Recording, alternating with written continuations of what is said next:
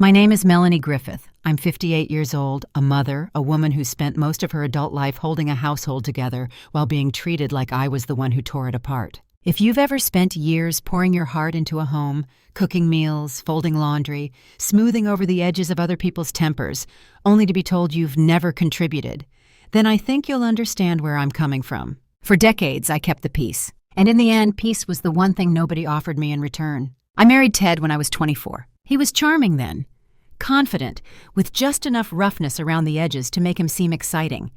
We bought a small house, had our son Keith 3 years later, and fell into a rhythm that looked a lot like normal life. Ted worked. I stayed home. That was the agreement. At first, it felt like a privilege.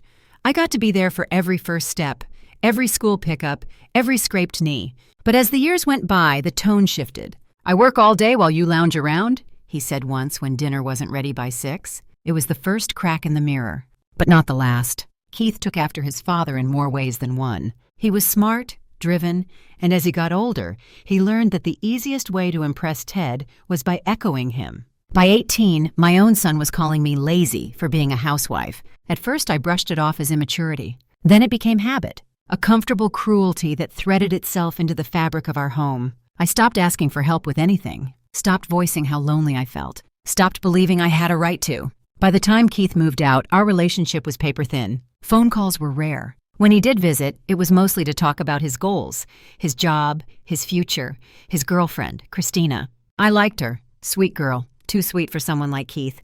But she smiled at me, asked how I was doing, actually listened. Which is more than I can say for the men in my life. Then came the engagement. Keith called to announce it, though Christina had already emailed me the news. "She said yes," he said proudly. "We're planning a small wedding, nothing fancy." I congratulated him, and I meant it. I thought maybe, just maybe, this would be a turning point, a moment for healing, for connection. I was wrong. A few weeks later, Christina called me privately. "Melanie," she said, her voice low and worried, "I'm so sorry to ask you this, but did Keith already pay the deposit for the venue?" I blinked. "Why?" "Because the planner says the payment is overdue, but Keith keeps telling me it's handled. I don't want to cause drama, but I'm getting nervous." My stomach dropped. Keith had told me the same thing weeks earlier, that everything was handled. But I knew that tone. The same tone Ted used when he hadn't paid the electric bill but insisted it was taken care of. I gently asked Christina what they needed. She hesitated, then confessed that the entire wedding was in jeopardy. Venue, catering, even the dress deposit. Because Keith had been too busy to follow through. My heart ached for her. So I did something I hadn't done in a long time. I stepped in, quietly, without asking for credit. I paid the venue deposit, then the caterer, then the florist, not out of guilt, not even out of obligation, but because that sweet girl deserved to walk down the aisle with peace in her heart, even if her future mother-in-law wasn't invited to stand at her side. That's the part that still stings. Because days before the wedding, Keith called me. His voice was cold, matter-of-fact. "Christina and I talked," he said, "and we think it's best if you don't come." I blinked. "What?" "It's just, you're not really involved. You're not close to my friends. I don't want the vibe thrown off." "The vibe? And let's be honest," he continued. "You've never really done anything for me, Mom. You just existed, lived off Dad. You didn't contribute." My throat tightened. He kept going. "You're like a parasite, always there, never useful." That word. Parasite. It hung in the air like smoke. I don't remember how the rest of the call ended. I only remember staring at the floor afterward, hearing the echo of his words over and over until they rang in my chest like bells of shame. I didn't cry. Not right away. But I did stand in the mirror for a long time that night, trying to see what they saw. Trying to find the woman they both seemed so embarrassed by. And failing, because I knew who I was. I had kept our home afloat when Ted's job transfers nearly bankrupted us. I had patched up scraped knees, heartbreaks, and overdue bills. I had protected Keith from the worst of his father's temper. And now I was the one being cut from the guest list of my own son's wedding. I didn't deserve that. But I wasn't going to beg. Not this time. So when Keith made it clear I wasn't welcome, I said fine. I told him I'd stay home. Told him I wished him well. Then I hung up the phone and made a different kind of plan. The day of the wedding arrived with golden sunlight and soft breeze. Perfect weather for a beautiful outdoor ceremony. And I wasn't invited. I sat by the window with a cup of tea, watching the light flicker through the curtains. I thought about texting Christina, but I didn't want to distract her. She deserved peace that day, even if her groom didn't. even if he'd told his own mother she was a parasite. I kept the TV off, kept the house silent, but my mind was loud. I thought about every moment I'd held Keith when he was sick. Every time I skipped a new coat or a haircut so he could have what he needed. The nights I stayed up to help him cram for finals, cook his favorite meal, make sure he never once went to school without a packed lunch and a clean shirt. Apparently none of that counted. Apparently being a stay-at-home mom meant I was disposable, invisible, uninvited, but I knew something he didn't. He may have cut me out of his life, but he hadn't cut me out of his wedding budget. The money I'd sent, the deposits I'd paid, I never told him it was from me. Christina assumed he had the funds. He let her, and I didn't say a word, until he gave me a reason to. Midway through the ceremony, I got a call. My phone rang twice. Then again. I let it go to voicemail. Then curiosity won out. I listened. It was Keith. Panicked. Mom, listen, I need to talk to you. Something's wrong. Next voicemail. Christina found out about the money. She's freaking out. Third voicemail. She said you paid for everything. The venue, the caterer. Why didn't you say anything? And the fourth? Please come. She won't walk down the aisle until you're here. I sat back stunned. The same son who called me a parasite 2 days earlier was now begging me to attend the wedding he uninvited me from. Because the woman he was about to marry had just discovered he'd been lying. I didn't go. But I did answer his fifth call. Hello? I said, voice calm. He sounded like he was running, or sweating, or both. Mom, thank God. Listen, I didn't know. I didn't realize. Why didn't you just tell me you helped? You didn't ask. She's so mad. She said I lied. Did you? He hesitated. Then, I thought it would make her think less of me. And instead, you let her think you were a provider, a responsible fiancé. I was going to pay you back. I never asked for that. Then why would you do it and not say anything? I paused, then said, because she deserved it. You, on the other hand, made it very clear I wasn't welcome. He didn't speak, so I kept going. And since I'm not a guest, I figured it would be inappropriate to take credit for anything. I'm just the parasite, right? His breath hitched. I didn't mean that. You did. I was angry. You were cruel. There's a difference. He went silent again. Then said, she won't come out of the dressing room. She shouldn't. She said the only reason we're standing here at all is because of you. She said if I could lie about that, I could lie about anything. She's not wrong. Mom, please, I need you to fix this. My heart hardened. No, Keith. This time you fix it. Or don't. But you don't get to treat me like trash one day and ask me to be your savior the next. I didn't mean to. You've spent years acting like I owed you something. That staying home to raise you made me lazy. Well, congratulations. You're standing in a wedding funded by the very woman you kicked to the curb. He was quiet for a long time. Then said, please just tell her I'm not a liar. I exhaled slowly. You are, Keith. Then I hung up. A few hours later, Christina called. She was crying, but not in a devastated way. More like something had cracked open and let the light in. I'm so sorry, Melanie, she whispered. You have nothing to apologize for. I should have known. No, you trusted the man you loved. That's never wrong. She sniffled. I'm not marrying him. My chest loosened.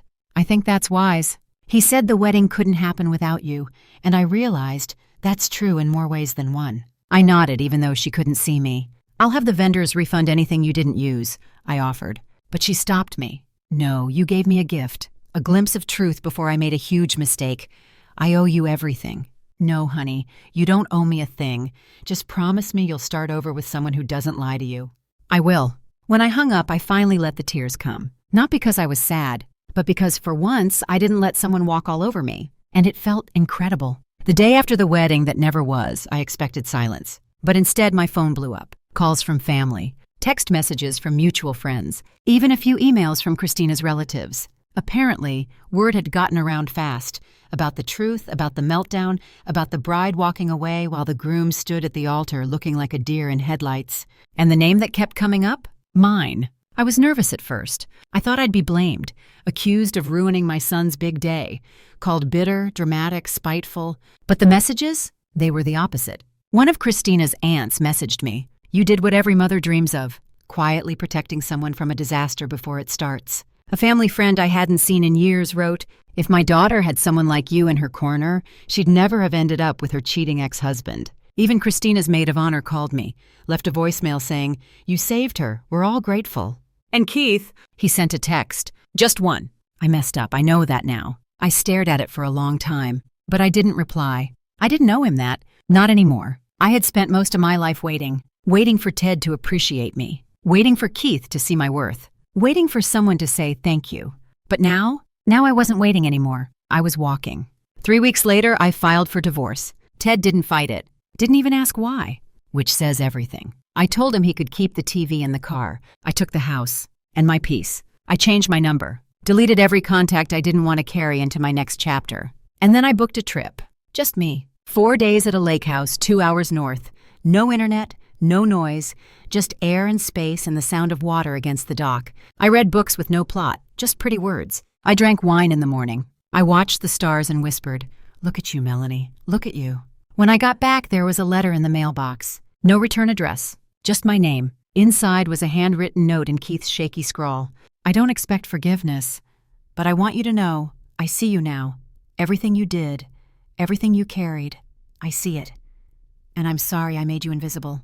I read it twice, then folded it up and put it in a drawer. Not because I wasn't moved, but because I wasn't ready. Sometimes people realize too late who held them up. Sometimes they don't realize at all. But either way, the truth remains. And I had found mine. 6 months after the wedding that wasn't, I was living a life I didn't know I could have. It wasn't glamorous. I didn't run off to Paris or find myself on a beach in Bali. But I woke up every morning without dread in my chest. And that for me was luxury. I started volunteering at a community kitchen twice a week. I met women like me, strong women, quiet women, women who had been invisible so long they forgot what sunlight felt like. We laughed, we cried, we shared stories over pots of soup and boxes of donated produce. It healed something in me I didn't even know was broken. I also went back to school, not full-time, just an online writing course at first, then a second one, then a weekend workshop on memoir storytelling. And suddenly I had a folder full of pages, my voice in ink, not to be praised, not to be published. Just to be heard. By me. One day at the kitchen, someone asked if I had any kids. I hesitated, then said, "I have a son." And that was all I said, because that was all I needed to say. Keith reached out again, sent another letter, this time with a photo of him standing outside a new apartment building. He said he was working construction, said he was trying to rebuild from the ground up. I didn't write back, but I hoped it was true. Because even though I'd forgiven myself, I still hoped he'd forgive himself too. Ted, on the other hand, disappeared into silence. Our divorce finalized quietly. No dramatic finale, no final confrontation. Just paperwork and signatures and a deep, long exhale. I donated most of his things, kept one old flannel shirt. Not because I missed him, but because it reminded me of who I used to be and how far I'd come. Now my mornings are mine. My afternoons are filled with books and music and the smell of soup simmering on the stove. I buy flowers just for myself. I dance in the kitchen. I nap in the afternoon sun. I don't wait for permission. And I don't ask for applause. Because here's what I know now. You can give your whole life to people who never once say thank you. You can raise a child, feed a man, hold up a house, and still be seen as nothing but a burden. But their blindness is not your identity. Their ignorance is not your truth. I am not a parasite. I am not a ghost. I am not a mistake. I am Melanie Griffith, a woman who loved, who endured, who stayed too long, but who also rose, walked away, and rewrote her ending. And maybe someday someone will ask me if I regret it. If I regret the years, the patience, the pain. And I'll say no, because it led me here, to this quiet, peaceful, beautiful life that I built all on my own. Jenna was alive. The photo proved it. Even if Derek had faked the life insurance paperwork, even if Jenna's car had been found wiped clean, that reflection meant she hadn't vanished into thin air. She was out there, somewhere. The problem? I had no idea where. Raymond printed the image and stared at it like a puzzle piece that didn't belong. "She's in hiding," he said. "No other explanation." "Why wouldn't she tell me?" He looked at me carefully. "Because she knows how dangerous Derek is, and maybe she knew you'd come looking when the time was right." The idea that Jenna trusted me enough to find her, that she'd planted that photo somehow, lit a fire inside me. I wasn't just searching anymore. I was following her trail. We began with Derek's accounts. Raymond traced his recent spending, looking for anything suspicious. That's when we found something odd. Hotel charges in Santa Fe, New Mexico. A single name kept appearing on the statements. R. Morales, not Derek. But the reservations were made with Derek's email. We called the hotel under the guise of verifying a past guest's stay for a reimbursement. The clerk hesitated but eventually confirmed. R. Morales had stayed there for 3 weeks, just over a month ago. They emailed us a copy of the invoice. The listed guest? Rachel Morales. No known relation to Derek. But on the second page of the invoice, under additional guests, was a name that made my breath catch. Jenna Blunt. I stared at the screen. She used her maiden name. Raymond smiled. She's leaving breadcrumbs. I whispered. She wants us to find her. I booked a flight to Santa Fe the next day. Raymond insisted on coming. I didn't argue. We arrived late, checked into a motel on the outskirts, and started asking quiet questions at coffee shops, gas stations, anywhere that might remember Jenna's face. No luck. Until we walked into a secondhand bookstore 2 blocks from the hotel. The woman behind the counter blinked when I showed her Jenna's photo. "Oh," she said, "you mean Rachel. She came in a few times. Sweet girl. Always looking for journals." "Do you know where she went?" The woman frowned. "Said she was heading north, to Oregon. Wanted to be closer to a friend. She left a number. Said someone might come looking." She reached under the counter and handed me a note. A cell number, written in Jenna's handwriting. I called that night. It rang twice. Then a soft voice answered. "Mom?" I nearly dropped the phone. "Jenna?" A pause, then a sob. "I didn't think you'd find me." I never stopped looking. She didn't give me her exact location, not right away. But we talked and cried, and she told me everything. The abuse hadn't been physical, at least not at first. Derek had chipped away at her confidence for years, told her she was unstable, paranoid, forgetful. Then he started isolating her, hiding phone calls, canceling plans, telling friends she was going through something. She didn't realize how bad it had gotten until Mason started asking why she cried in the shower. She began journaling again, recording everything. And then one day, she overheard Derek on the phone, talking about money and insurance and what he'd finally get when she was gone. That's when she ran. She packed a small bag, took some cash from a secret stash, and disappeared with help from a friend in social work who specialized in domestic escape planning. They gave her a new phone, a temporary ID, a list of safe cities. Santa Fe was one of them. She chose it because she remembered me saying it was the only place I'd ever considered moving after retirement. Her breadcrumb. I begged her to come home. She refused. "Not until I know Mason is safe." My heart broke. "You think Derek would hurt him?" She hesitated. "I don't know anymore. And that's the scariest part." We made a plan. She'd stay hidden. I'd get Mason, and we'd bring Derek down. Together. Raymond and I returned home with a mission. The first step? Getting Mason out of that house. The first time I saw Mason after Jenna's call, I had to choke back tears. He looked so much older than his 7 years. Quiet. Withdrawn. A boy learning to tiptoe through a house full of tension. Derek had dropped him off at my place for the weekend without hesitation. He probably figured I'd cave like I always had. He had no idea this visit would be one way. That night, I sat Mason on the couch and asked him gentle questions. "Do you miss Mommy?" He nodded, eyes wide. "Did Daddy say where she went?" Another nod, then a whisper. "He said she got tired of us." My stomach twisted. "He's wrong," I said softly. "Mommy loves you very much. She didn't leave you. She's just hiding." He blinked. "From what?"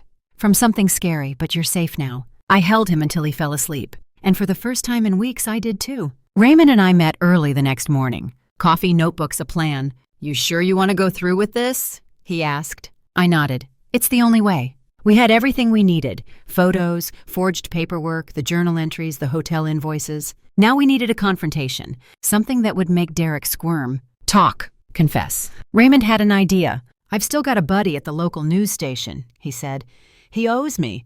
We could set up a little show." 2 days later, we invited Derek to lunch. I texted him from a burner phone, pretending to be a potential investor in his newest real estate pitch. He showed up at the restaurant in a blazer and a too white smile. He didn't recognize me at first. I was seated in a back corner, hair pulled up, dark glasses, a scarf. Raymond was seated nearby with a tiny camera hidden in his pen. The news team watched from a van outside. When Derek sat down, I pulled off my glasses. He froze. "Emily." "Hi, Derek. What is this?" I leaned forward. "Let's talk about Jenna." He scoffed. "You mean the woman who abandoned her family?" "No," I said.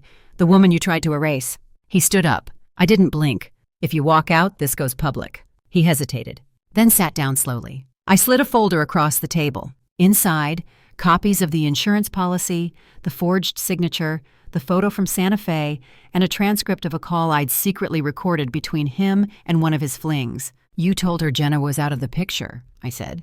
"You bragged about the money." Derek went pale. "You recorded me?" "I don't need to. Your voice is already on file with the bank and the insurer. They're cooperating.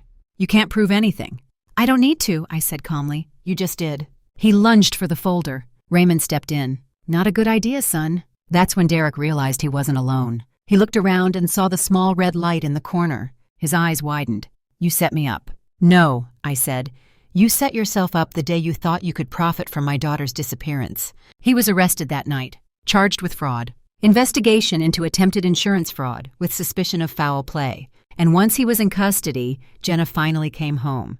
Jenna walked through my front door 5 days after Derek was arrested. She wore a hoodie, sunglasses, and the look of someone who'd been holding her breath for months. Mason was in the living room, building a Lego tower. When he saw her, the pieces dropped from his hands. "Mom?" She burst into tears. He ran into her arms, and I stood in the kitchen, trying not to cry myself. They held each other for a long time. I didn't interrupt. That moment was theirs. Later that night, Jenna and I sat on the porch with mugs of tea and blankets over our knees. She looked older, sharper, but not broken. "I was so scared," she whispered, "not just of him, but of never being believed." "You were brave." She shook her head. "No, I was lucky. Brave is what you did." I didn't argue. The trial was fast. Derek's lawyers tried to spin it, said Jenna had a history of anxiety, that she ran away, that I was the mastermind behind some elaborate framing. But the evidence spoke louder. The forgery, the financial motive, the recorded phone calls. And then Jenna took the stand. She told her story in full, every moment of fear, every lie Derek told to isolate her, every step she took to escape. The courtroom was silent. No cross-examination could undo her truth. The jury deliberated for 4 hours. Derek was convicted of fraud, attempted insurance theft, and obstruction. He was sentenced to 8 years in prison. Not as long as I'd hoped, but long enough. Long enough for Jenna to rebuild her life. Long enough for Mason to grow up safe. Long enough for me to finally breathe. We sold Jenna's old house, bought her a little place not far from mine. She started teaching again, part-time at first. Mason started smiling more, sleeping better. He still asked questions sometimes, about his dad, about the lies, but we answered honestly, and gently, and together. Raymond came by often. He'd bring groceries, tools, stories. One day he brought flowers, just for me. "I was thinking," he said, "you've spent your life helping others. Maybe it's time someone helped you." I smiled. "I'm not sure I know how to be helped." He chuckled. "Then I'll be patient." I still keep Jenna's journal in my desk drawer, the one with the words that started it all. If anything happens to me, it's not an accident. I read it sometimes when I need to remember that instincts matter, that love matters, that mothers, even when unheard, see everything. My name is Emily Blunt. I am a mother, a fighter, and a woman who once refused to believe her daughter was gone because I knew in my bones she was still out there, waiting to be found. And I found her, not because I had all the answers, but because I never stopped asking questions.